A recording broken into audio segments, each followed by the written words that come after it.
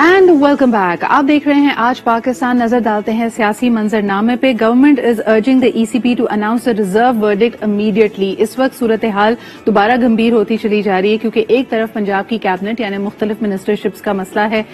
देखना यह है कि कौन लोग हल्फ उठाते हैं, ये किस तरह होगा। ऑफकोर्स हमने पहले भी देखा and a lot of people have been talking about the fact कि उस्मान बुज़दार साहब when he served as chief minister, तो ये एक सियासी मूव था क्योंकि बहुत मुश्किल हो जाता PTI की लीडरशिप को संभालना because there were many contestants, many strong names for it.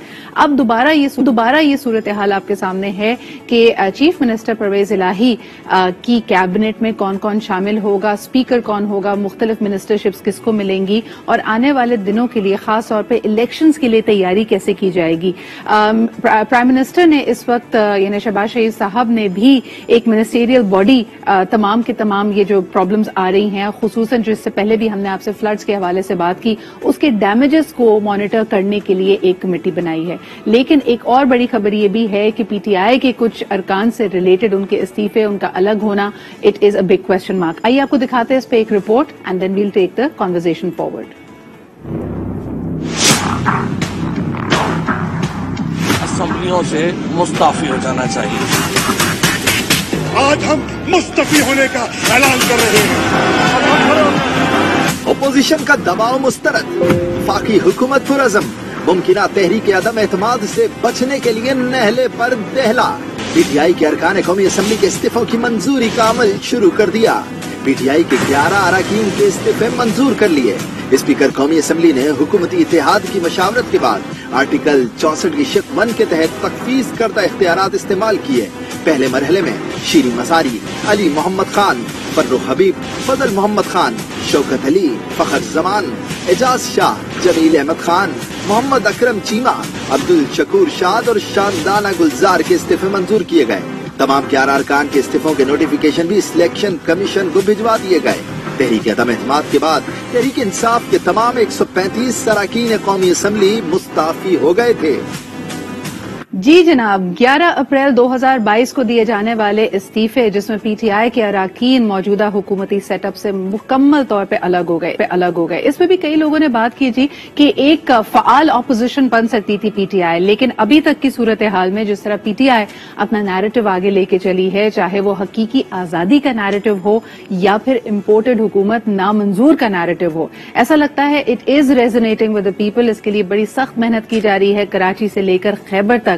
और मौजूदा सूरत हाल हमारे सामने है कि पंजाब असेंबली में अपनी हुकूमत कामयाबी के साथ बना लेने के बाद PTI और उनके इत्तेहादी एक स्ट्रांग पोजीशन पे हैं। लेकिन नजर ये भी आ रहा है कि जैसे कि PMLN को सिर्फ और सिर्फ विफाक में कंटेन कर दिया गया है, अभी भी वो पुरअज़म है। कल हमने आपसे बात की थी कि इस वक्त बात की जा रही है कि क्या एक तरह से टफ वॉर शुरू हो जाएगी। टफ वॉर से मुराद है कि जी राना सनाउल्लाह साहब ने कहा है कि अगर उनकी पंजाब जाने पर पाबंदी होगी तो दूसरी तरफ इस्लामाबाद में भी PTI के अरकान खुसूसन इमरान खान साहब को वेलकम नहीं किया जाएगा।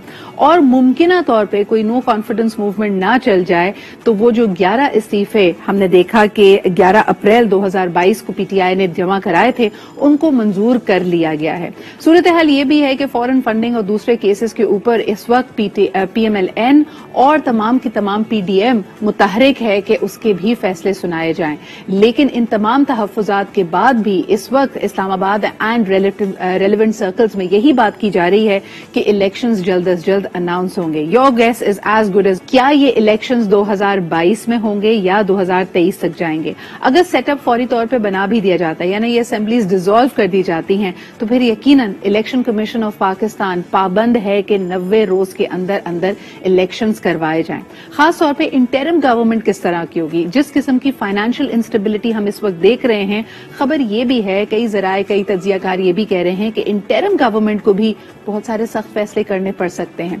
कई मैन्युफैक्चरिंग प्लांट्स LCs ना खुलने की वजह से बंद हो रहे हैं। आने वाले दिनों में कई फॉरेन प्रोडक्ट्स की, इंपोर्टेड प्रोडक्ट्स की शॉर्टेजेस भी हो सकती हैं।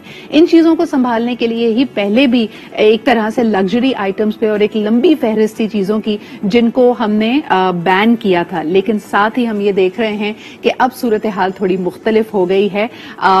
ये लग्जरी आइटम्स के बियॉन्ड हो सकता सकता है एसेंशियल्स तक भी बात चली जाए।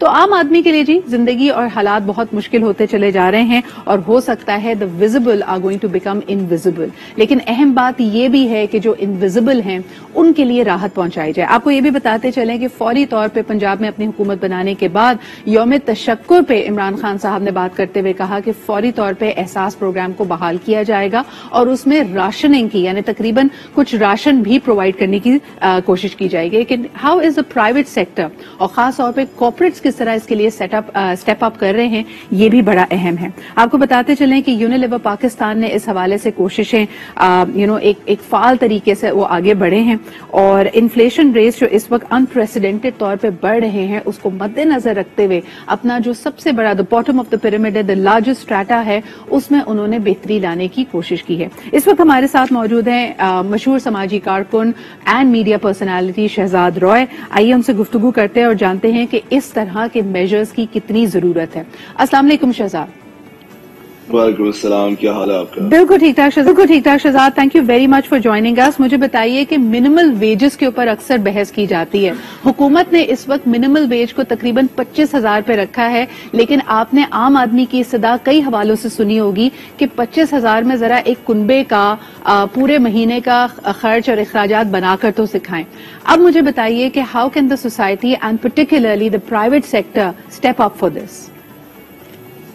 देखिए, मैं क्योंकि हर बात अपने एक्सपीरियंस से शुरू करता हूँ। जो हमारी ऑर्गेनाइजेशन है जिंदगी ट्रस्ट, वहां पर हम बच्चों के लिए ब्रेकफास्ट प्रोग्राम करते हैं। सो जितने भी किंडरगार्टन में बच्चे हैं वो सुबह आते हैं तो उनको बिकॉज वेल नरिश्ड होते हैं, बिकॉज सारे बहुत अंडर प्रिविलेज्ड फैमिली से आते हैं, तो उनको सुबह ब्रेकफास्ट मिलता है और ये प्रोग्राम बहुत सक्सेसफुल है। हम चाहते हैं तमाम गवर्नमेंट स्कूल्स में हो। बट ये क्यों करना पड़ता है हमें? हमने तो पढ़ाने के लिए स्कूल खोला है, वहां पर आर्ट हो, स्पोर्ट्स हो, ये करना इसलिए पड़ता है बिकॉज वो इतने अंडर प्रिविलेज्ड फैमिली से आते हैं कि सुबह नाश्ता नहीं कर पाते वो बच्चे। सो जिंदगी ट्रस्ट सबसे पहली ऑर्गेनाइजेशन थी जिन्होंने कहा था कि हम मिनिमम वेज इम्प्लीमेंट करेंगे। One of the few NGOs in this country few years back. But then I realized कि इवन वो जो मिनिमम वेज हम दे रहे हैं उससे इन बच्चों को वो नाश्ता करा के नहीं भेज सकते, बिकॉज इतना मुश्किल होता है, घर में 4 बच्चे भी हैं, स्कूल ये वो, एंड इट्स इम्पॉसिबल। तो मुझे पहली दफा यूनिलीवर ने ये कहा कि हम ये मिनिमम वेज हम वेज की बात कर रहे हैं कि लोगों को। सो मैंने उनसे कहा कि नहीं, हम तो हमारी ऑर्गेनाइजेशन तो सबसे ज्यादा इस पर काम कर रही है, और उन्होंने कहा नहीं, हम मिनिमम वेज की बात नहीं कर रहे, हम फेयर मिनिमम वेज की बात कर रहे हैं। अच्छा, फेयर मिनिमम वेज का कॉन्सेप्ट मुझे बिल्कुल ही मेरे लिए नया था, क्योंकि मैं तो ये समझता था जो स्टेट ने फिक्स कर दी वही मिनिमम वेज है, मिलनी चाहिए। बट असल में दुनिया में कैलकुलेट की जाती है वहाँ की इन्फ्लेशन, वहाँ की किस तरह की इकोनॉमी है, किस तरह के लेवल पे लोग रह रहे हैं, उसको देखते हुए एक फेयर मिनिमम वेज कहते हैं। तो हमारी fair minimum wage around it's far more than हमारी मिनिमम वेज है। तो यूनिलीवर ने डिसाइड किया कि हम बहुत अर्से तक उनके साथ मेरी मीटिंग्स होती रही, और फिर मैंने कहा कि मुझे बहुत खुशी होगी ये साथ आप लोगों को काम करके कि हम अगर मिलकर इस मूवमेंट को कंटेजियस बनाएं, कि पहले हम इसके बारे में एडवोकेसी करें, बिकॉज लोग परेशान होते हैं। अगर आज आप शहजाद, आप ही की बात को आगे बढ़ाते हुए कि फेयर मिनिमल वेज को अगर मैं अपने नाज़रीन को ज्यादा बेहतर एक्सप्लेन कर पाऊं कि अगर हम सिर्फ और सिर्फ चीजों की अशया खुर्दोनोश की और आपकी मोबिलिटी यानी ट्रांसपोर्ट की कॉस्ट देखें तो इसमें कितनी डिस्पैरिटी पाई जाती है। गुज़िश्ता कुछ महीनों में ही हमने देखा है कि हमारी फूड इन्फ्लेशन तकरीबन 25% से बढ़ी है, यानी अशया खुर्दोनोश की जो कीमतें हैं उसमें 25% तक इजाफा हुआ है। On the other hand fuel prices के बढ़ जाने की वजह से हमारी ट्रांसपोर्टेशन कॉस्ट में तकरीबन 62% का इंक्रीमेंट आया, यानी 60% आपको ज्यादा देने पड़ रहे हैं। तो जो शख्स अगर काम पे जाता है, और यकीनन उसके लिए काम पे जाना जरूरी है, या वो स्कूल जाता है या अस्पताल उसको जाना होता है, now all these factors are coming in. तो अगर हमने मिनिमल वेज 25,000 रखे थे तो अब उसकी जो उसके घर के अखराजात हैं वो डिस्प्रोपोर्शनेटली बढ़े हैं। लेकिन शहजाद, मुझे बताएं कि ये फेयर मिनिमल वेज यूनिलीवर ने इम्प्लीमेंट की है, ये this is a great example. How can other corporations, how can we as normal people learn from it, और हम क्या कर सकते हैं अपने तहत? देखिए, मैं आपसे ये बात कर रहा था कि अगर आज स्टेट ही अनाउंस कर दे कि मिनिमम वेज जो है वो फेयर मिनिमम वेज जो है वो 45,000 रुपये, yes.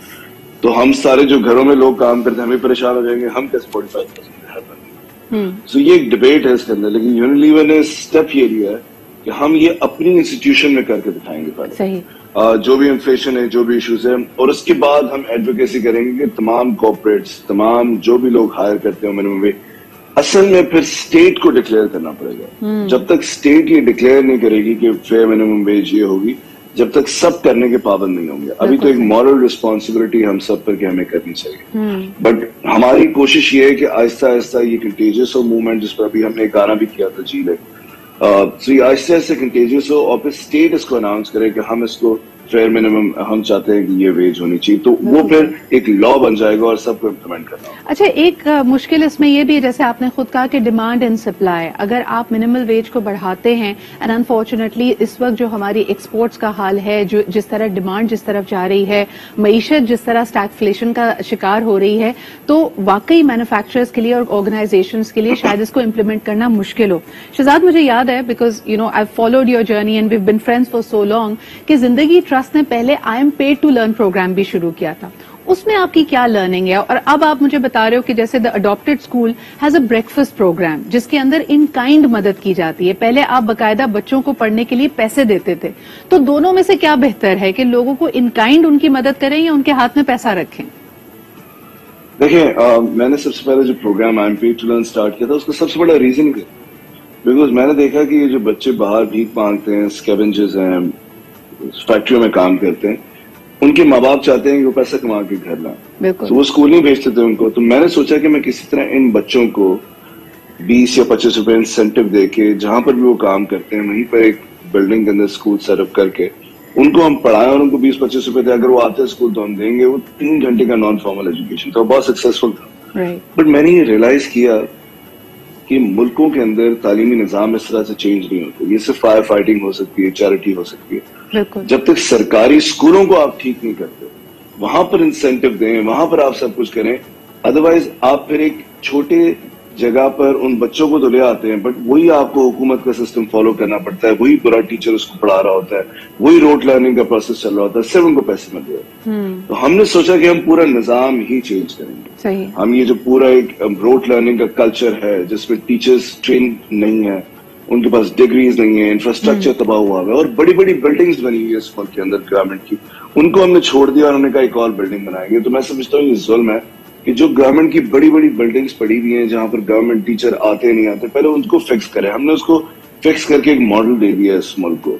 دوسری جو میں بات آپ سے کہنا چاہوں گا کہ دیکھیں, یہ فیئر منیمم ویج تو ہمیں امپلیمنٹ کرنی چاہیے, بٹ آپ نے سوچا ہے کبھی یہ جو اتنے مسئلے اس ملک کے اندر ہے, سب کچھ ہے, یہاں پر ٹریڈرز, یہاں پر دکاندار, یہاں پر اس طرح کے جو لوگ ہیں, یہ کوئی ٹیکس نہیں دیتے. آپ کو پتا ہمارے ملک میں جو ٹیکس دینے کا نمبر ہے وہ اتنا کم ہے کہ سن کے ہنسی آتی ہے. ہم سب کچھ ملک ٹھیک کرنا چاہتے ہیں, بٹ اس ملک کے لوگوں نے ٹیکس نہیں دینا. یعنی گورنمنٹ بری ہے, یہ برا ہے, یہ چور ہے, یہ, لیکن ہم ٹیکس نہیں دیں گے. کون سا ایسا ملک ہے جس کے اندر 8-10 لاکھ لوگ 20 لاکھ ٹیکس دیتے ہیں اور پورا ملک چلتا ہو؟ یہ سب سے بڑی بات مجھے لگتا ہے ہمارے لیڈرز کرتے ہی نہیں ہے. پتہ نہیں کیوں نہیں کرتے, کہ آپ ٹیکس نہیں دیتے اور آپ ہمیں برا بھلا کہتے ہیں. یہ you touched upon another very important factor جب آپ نے ٹیچر ٹریننگ کی بات کی. اس وقت ہم نے بڑے تکلیف دہ مناظر کچھ ہفتے پہلے دیکھے جب ٹیچرز ریگولرائز ہونے کے لیے پروٹیسٹ کر رہے تھے اور ان کو باقاعدہ زور زبردستی سے پولیس وینز لے کے جا رہی تھیں. اس پہ آپ کیا کہیں گے؟ یعنی منیمل ویج تو ہمارے اساتذہ کے لیے بھی اپلائی ہوتی ہے, ان کے لیے بھی انسینٹیوز بنتا ہے, بیکاز ہمارے آنے والا جو پورا مستقبل ہے اس کے معمار تو وہی ہیں. Until and unless we have good quality teachers who are not worried about their own wages, their own employment, وہ کس طرح بچوں کو گروم کر سکتے ہیں؟ دیکھیے, سب سے پہلے تو یہ پورا آوا کا آوا بگڑا ہوا ہے. آپ کو یہ سمجھنا پڑے گا جس کی وجہ سے ہم نے دوربین اسٹیبلش کیا, اور جہاں پر بچوں کو BEd 4 ڈگری پروگرام مل رہا ہے. دیکھیں, ٹیچنگ سائنس ہے. اب پاکستان میں ایک ٹرینڈ چل گیا, لوگوں کا مائنڈ سیٹ بن گیا ہے کہ کوئی بھی پڑھا سکتا ہے جو MTS کا ٹیسٹ پاس کر لے گا, جس کو کانٹینٹ نالج ہے. لیکن جیسے MBBS کرنا ضروری ہے, آپ کو 7 سال کی ٹریننگ لینا ضروری ہے, پھر آپ ڈاکٹر بنتے ہیں, اسی طرح ہم کہہ رہے ہیں 4 ڈگری پروگرام آپ کو کرنا ضروری ہے. اس کے بغیر ٹیچنگ سائنس آپ کو سمجھ نہیں آئے گی, اور آپ کو نہیں پڑھانا چاہیے. ہم لائسنسنگ لے کر آ رہے ہیں ابھی, تاکہ کوئی بھی ٹیچر جس نے BEd کیا ہوا ہو اور وہ لائسنسنگ کا ٹیسٹ کلیئر کرے گا تو وہ پڑھا سکے. ہم نے اب کوشش ہم نے یہ کر دی ہے, 700 پوسٹ کریٹ ہو گئی گورنمنٹ میں کہ جو بھی BEd کر کر آئے اور لائسنسنگ کلیئر کرے گا اس کو 14 گریڈ میں نہیں سیدھا 16 گریڈ میں انڈکٹ کیا جائے. لیکن یہ نہیں ہو سکتا اس ملک کے اندر کہ کوئی بھی کھڑا ہو کے کہے کہ میں نے NTS ٹیسٹ پاس کر لیا, میں نے MBA کیا ہوا ہے, میں نے فلانا کیا ہوا اور میں پڑھاؤں. اس ملک کے اندر وہی حالت ہے کہ ہر بندہ تھوڑی سی ٹریننگ لے کر ڈاکٹر بنا ہوا ہے. کیا آپ علاج کرائیں گے اپنے امی ابو کے ایسے آدمی سے جس سے چارٹرڈ اکاؤنٹنسی کی بھی ہو اور وہ تھوڑا بہت پریکٹس کر کے ٹانگیں جوڑ لیتا ہو لوگوں کی؟ بالکل صحیح کہہ رہے ہیں Shahzad. And of course it all comes down to the importance of money as well. Unfortunately یہ تمام ٹرینڈز کے جی کوئک فکسز, یہ کر لو تو پیسہ کما لیں گے, اٹس بیکاز پیسہ ضرورت بھی ہے اور ایسا لگتا ہے کہ ہمارے معاشرے میں قدر صرف اس کی ہے جس کے پاس پیسہ ہو. We all want to have that money with us so that کوئی بھی پرابلم آئے تو وی آر ریڈی. بہت بہت شکریہ. شہزاد رائے ہمارے ساتھ موجود تھے اور منیمل ویج نہیں فیئر منیمل ویج کو پروپوگیٹ کر رہے تھے. یقیناً Unilever has made history by applying that to its lowest rung, جو سب سے زیادہ ان کے محنت کش لوگ ہوتے ہیں, ان کو ایک فیئر ریز دیا ہے so that they are able to cope up with the present inflationary trends. لیکن this is a great example what all other private organizations and particularly the government has to do. ایک چھوٹا سا break لیتے ہیں. We'll be right back.